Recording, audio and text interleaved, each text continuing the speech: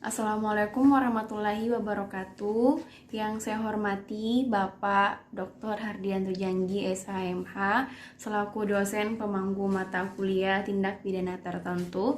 Perkenalkan, nama saya Lutfiatul Muhlisa. Saya dari kelas C18 tindak pidana tertentu. Jadi, tujuan dari dibuatnya video kali ini ialah untuk menyelesaikan tugas saya dengan menjawab 5 pertanyaan yang telah Bapak berikan kepada saya. Baiklah, langsung saja kita melangkah pada soal yang pertama. Pada menit keberapa penjelasan tentang penganiayaan biasa, penganiayaan ringan, dan penganiayaan berat, dan jelaskan perbedaan antara ketiga jenis penganiayaan tersebut.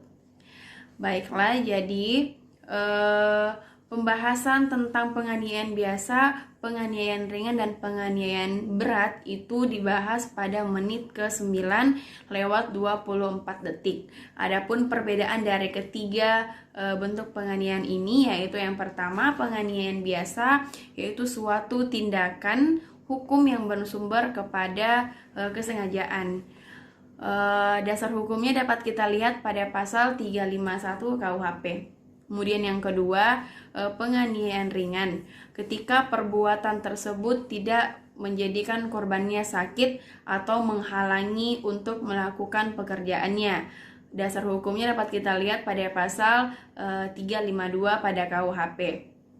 Kemudian penganiayaan berat yaitu suatu tindakan penganiayaan yang mengakibatkan luka berat maupun kematian kepada korbannya. Dasar hukumnya dapat kita lihat pada pasal 354 pada KUHP. Soal yang kedua, apa perbedaan antara kejahatan yang dilakukan dengan sengaja dan kejahatan yang dilakukan dengan kelalaian?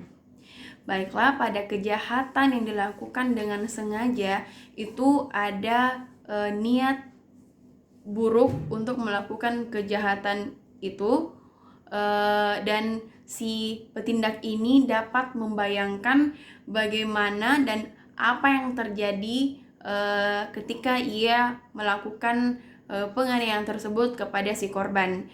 Kemudian sedangkan kejahatan yang dilakukan dengan kelalaian itu tidak ada niat dan tidak ada rencana dalam diri si petindak. Jadi benar-benar ini murni karena kelalaian si pelaku itu tadi. Kemudian soal yang ketiga, menurut saudara, apa yang menjadi alasan pasal 352 dikategorikan sebagai penganiayaan ringan? Menurut saya, karena pasal 352 masih dikategorikan sebagai penganiayaan ringan, yang maksudnya ialah tidak ada halangan kepada seorang korban untuk melakukan pekerjaan atau menjalankan tugasnya.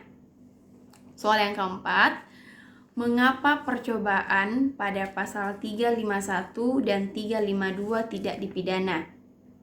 Karena pasal 351 dan 352 masih dikategorikan sebagai penganiayaan biasa dan penganiayaan ringan.